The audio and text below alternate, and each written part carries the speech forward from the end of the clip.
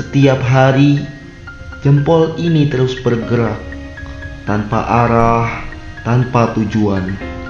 Scroll ke atas, scroll ke bawah. Katanya hiburan, tapi entah kenapa kepala semakin penuh. Waktu habis, tugas tertunda, mimpi perlahan memudar. Aku tahu ini tidak sehat, tapi berhenti terasa jauh lebih sulit daripada melanjutkan. Ada rasa lelah, ada cemas, dan ada frustasi yang tak bisa dijelaskan dengan kata-kata. Sampai akhirnya aku sadar, mungkin masalah ini tak bisa kuhadapi sendirian. Mungkin aku butuh bantuan. Mungkin aku butuh seseorang yang mau mendengarkan. Halo, Assalamualaikum. Ini Pak, saya sudah ada di depan rumah. Yang ini kan langsung masuk aja. Oh, siap, baik Pak, baik. Ya, makasih. Yuk. Assalamualaikum.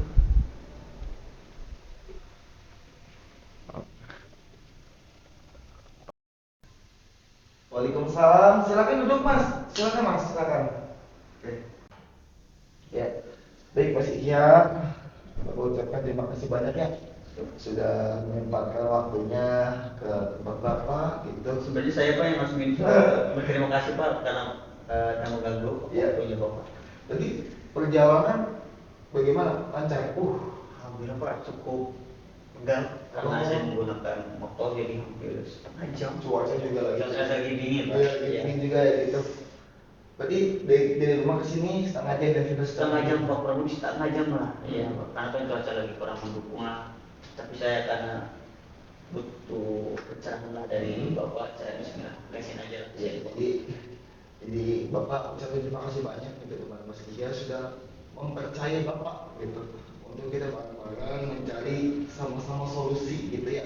Semoga dengan adanya pertemuan ini ada titik temunya gitu. Mudah-mudahan Ada titik temunya dan juga kita bisa bareng-bareng mencari solusi untuk menyelesaikan masalah. Jadi ya Mas Ihya gitu.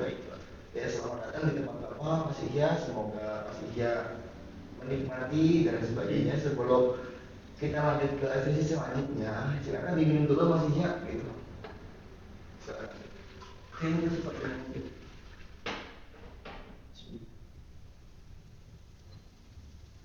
Ya Mas Ihya, jadi sepertinya Bapak ini melihat Mas Ihya sedang ada yang dipikirkan.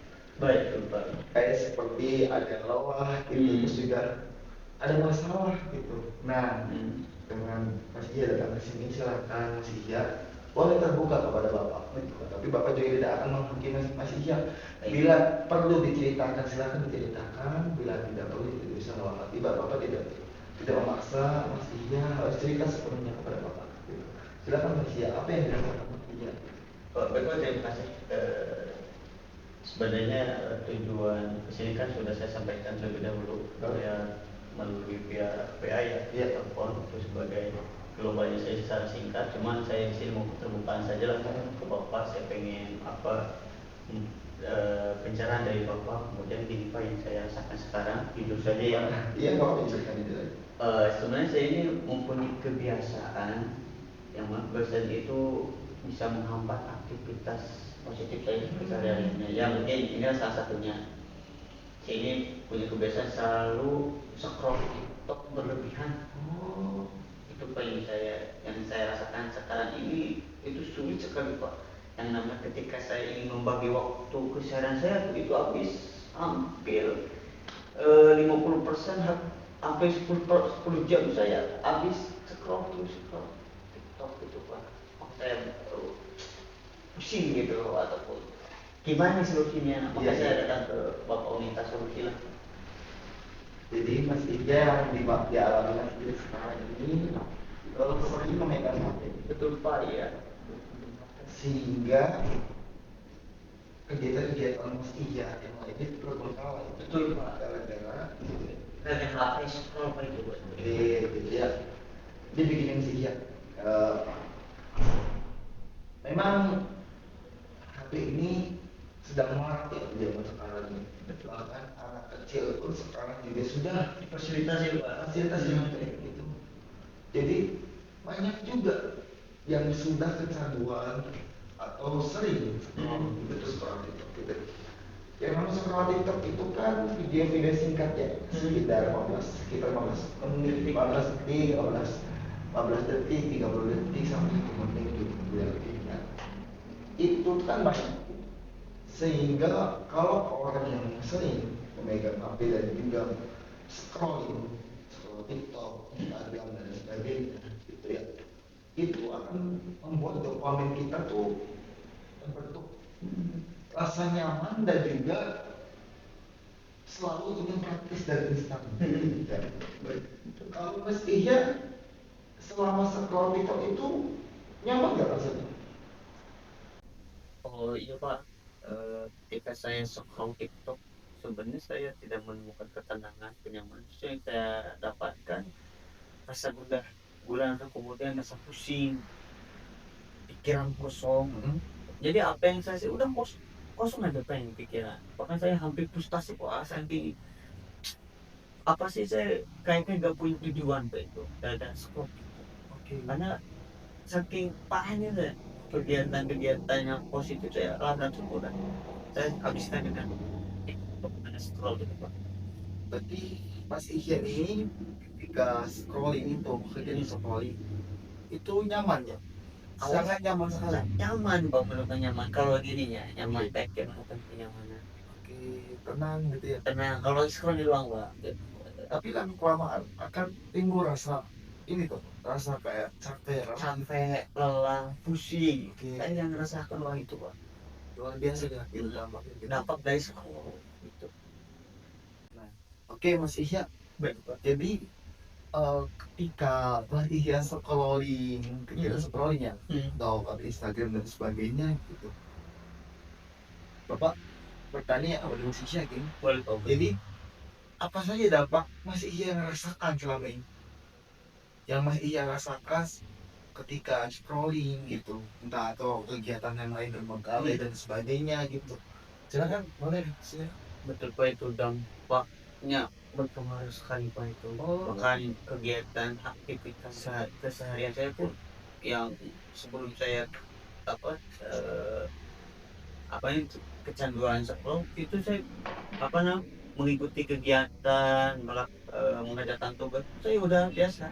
Cuman sekarang gitu saya sudah sibuk dengan TikTok, itu kegiatan positif saya semuanya saya labrak, saya ada kerjakan. Bahkan tugas dari kuliah saya sekarang sudah gak boleh atur Pak. Itu kan saya lebih membuktikan tentang cari ketenangan, simpel scroll aja Pak. Bahkan sampai sholat pun saya kayak. Oke, jadi Mas Ihya ini dampaknya cukup luar biasa ya, betul untuk kita scrolling, bahkan kegiatan-kegiatan yang lain yang sifatnya wajib kayak sholat Betul nggak? itu sampai terbengkalai gitu. Itu sampingnya saya udah tugas Pak. Kayaknya sudah, kayaknya kalau misalnya nggak scrolling sehari aku nggak megang HP sehari itu berani. Kayak saya udah nggak bisa hidup kayak mungkin saya saking. Iya. Bahkan Sims juga saya bawa. Saya sudah mau orang nggak jauh, nggak bisa jauh dari aku. Siapa sih nih? Maka sesekali saya lihat kayak ada sesuatu gitu nih. Kan saya di pola pemirsa saya deh, kayaknya ada sesuatu nih di TikTok. Masa terus udah hampir gitu hampir. Padahal kayak apa sebenarnya? Itu Pak. Ya, jadi ini masalahnya kalau misalnya dia nih manusia kebiasaan seperti ini, kayak seperti scrolling dan lain sebagainya, itu bahaya. Dampaknya bagi otak kita yang paling tahu dampaknya itu kalau kita sering melihat video-video instan yang seperti itu, yang scrolling dan sebagainya, itu kan membuat nyaman otak kita ya, dan otak kita akan dopamin kita akan terus kalau kita pengennya nyaman-nyaman yang instan yang praktis dan sebagainya.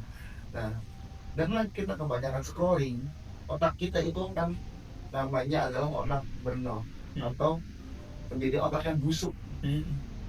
Nah, kalau otaknya sudah busuk masih iya, kita mau ngapain pun, kayak misalnya kita kuliah, terus kita kegiatan itu kita akan susah.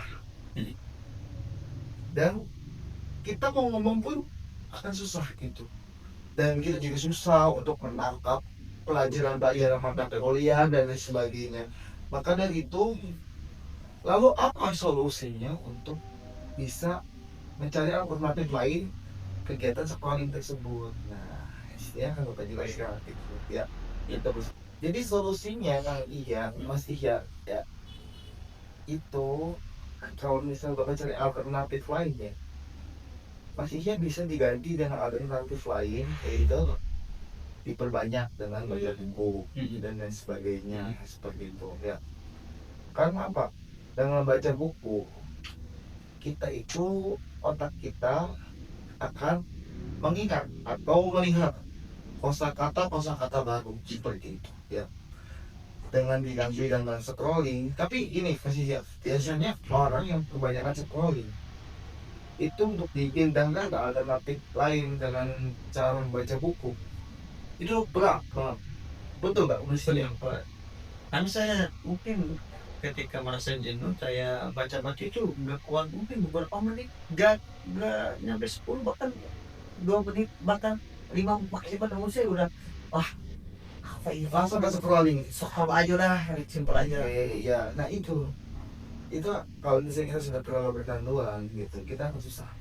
Tapi bisa masih ya masih ya, saya bakal saranin nanti kalau misalnya masih ya mau tidur, letakkan HP di tempat yang susah dijangkau. Masih ya, tempat yang susah dijangkau, bisa di lemari, taruh di paling ujung.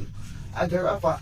Agar ketika masih ya dibangun tidur itu tidak langsung mencari HP dan membuka scrolling gitu ya.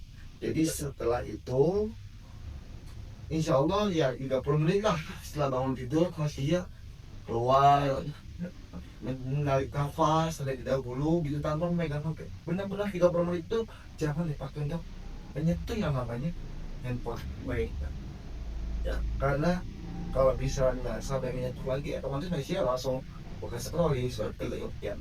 Lalu sedikit-sedikit masih ya diperbanyak dengan baca buku gitu ya.